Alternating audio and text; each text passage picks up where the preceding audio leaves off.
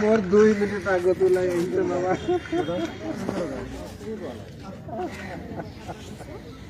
এই মুহূৰ্তত গুৱাহাটী মেডিকেল কলেজৰ আহি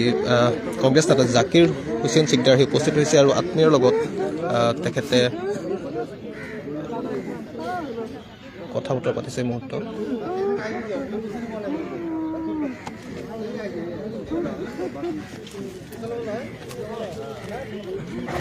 মডুল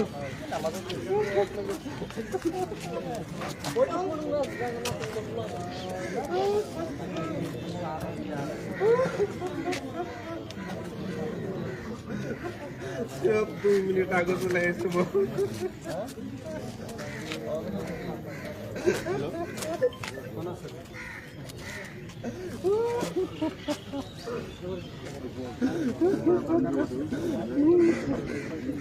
সমগ্ৰ দেশৰ লগতে আজি আমি অসমতো ৰাজভৱন চলো শীৰ্ষকে প্ৰতিবাদী কাৰ্যসূচী কৰিছিলোঁ আৰু এই প্ৰতিবাদী কাৰ্যসূচী আমাৰ গণতান্ত্ৰিক আছিল প্ৰতিবাদ কাৰ্যসূচীত আমি কোনো ধৰণৰ বেয়া কাম আৰু কোনো ধৰণৰ আইন আমি হাতত তুলি লোৱা নাছিলোঁ গণতন্ত্ৰ দেশত প্ৰতিবাদ কৰাটো আমাৰ অধিকাৰ আৰু আমি প্ৰতিবাদ কৰিছিলোঁ ৰাইজৰ হকে দেশৰ হকে আদানী কেলেংকাৰী আজি আমেৰিকাৰ ন্যায়ালয়ে উন্মোচন কৰিছে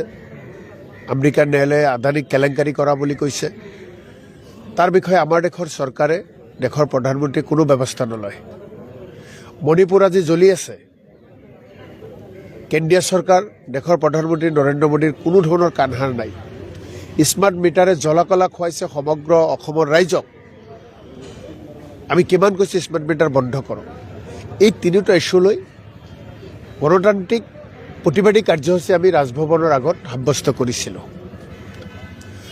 আজি পুলিচে অসম চৰকাৰৰ পুলিচে এই প্ৰতিবাদকাৰীসকলৰ ওপৰত যিখিনি অন্যায় অমানসিক অত্যাচাৰ চলালে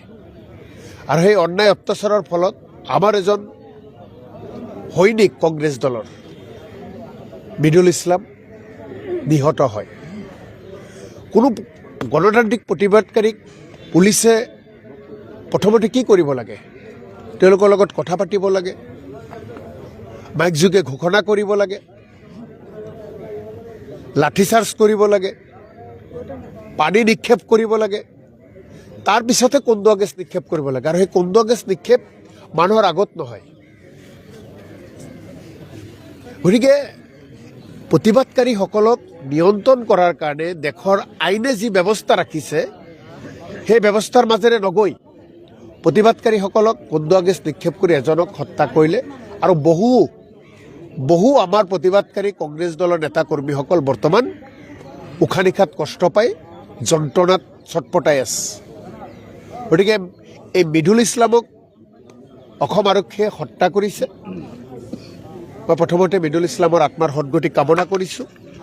আৰু এই হত্যাৰ বিচাৰ আমাৰ লাগে ৰাইজৰ হকে দেশৰ হকে প্ৰতিবাদ কৰিবলৈ যাওঁতে মিডুল ইছলামক যি হত্যা কৰা হ'ল তাৰ বিচাৰ আমাক লাগিবই তাৰ ন্যায় আমাক লাগিবই আমি সমগ্ৰ অসমৰ কংগ্ৰেছ পৰিয়াল মিডুল ইছলাম ডাঙৰীয়াৰ পৰিয়ালৰ লগত আছোঁ সমগ্ৰ দেশৰ কংগ্ৰেছ পৰিয়াল মিডুল ইছলামৰ পৰিয়ালৰ লগত আছে কোনো কাৰণতে মিডুল ইছলামৰ এই মৃত্যুক আমি অথলে যাবলৈ নিদিওঁ এই মৃত্যুত আচলতে দায়ী বুলি কাক ক'ব দায়ী অসম চৰকাৰৰ পুলিচ বাহিনী তেওঁলোকে যি ব্যৱস্থা ল'ব লাগে কন্দুৱা গেছ দিয়াৰ লগে লগে কন্দুৱা গেছ নিক্ষেপ কৰাৰ লগে লগে তাত হস্পিটেলিটিৰ ব্যৱস্থা থাকিব লাগে এম্বুলেন্স থাকিব লাগে ডক্টৰ থাকিব লাগে কাৰণ কন্দুৱা গেছ দিয়াৰ লগে লগেতো মানুহে উশাহ নিশাত কষ্ট পায় কন্দুৱা গেছ দিয়াৰ লগে লগে বেছি কন্দুৱা গেছ প্ৰয়োগ কৰাৰ লগে লগে মানুহৰ মৃত্যু হ'ব অক্সিজেনৰ অভাৱত ভোগে কন্দুৱা গেছ নিক্ষেপ কৰাৰ পিছত গতিকে লগে লগে পুলিচে আৰক্ষী প্ৰশাসন জিলা প্ৰশাসন অসম চৰকাৰৰ ফালৰ পৰা তাত চিকিৎসকৰ ব্যৱস্থা নাই এম্বুলেন্সৰ ব্যৱস্থা নাই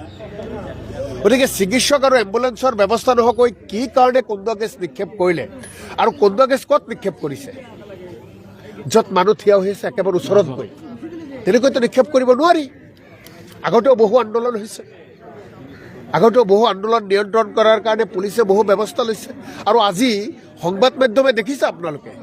আমাৰ এই প্ৰতিবাদী আন্দোলন একেবাৰে শান্তিপূৰ্ণ প্ৰতিবাদী গণতান্ত্ৰিক আন্দোলন আছিল আমি কোনো আইন হাতত তুলি লোৱা নাই তাৰ পিছতো কিয় মৃদুল ইছলামক হত্যা কৰা হ'ল তাৰ জবাব অসম চৰকাৰ অসম পুলিচে দিবই লাগিব